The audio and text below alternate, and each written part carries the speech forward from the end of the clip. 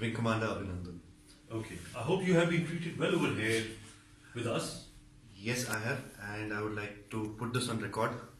And I will not change my statement if I go back to my country also.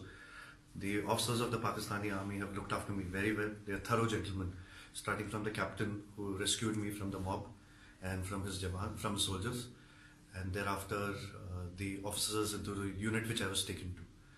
Okay. This is what I would expect my army to behave as, and I am very impressed by the Pakistani Army. Okay, wonderful. So, Wing Commander, you hail from which place in India? Am I supposed to tell you this, Major? I'm sorry.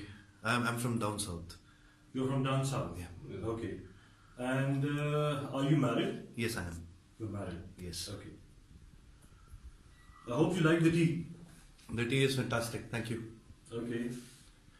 And now coming over to some specifics. Which aircraft you were flying? I'm sorry, Major. I'm not supposed to tell you this, but I'm sure you found the wreckage. And what was your mission? I'm sorry, I'm not supposed to tell you this.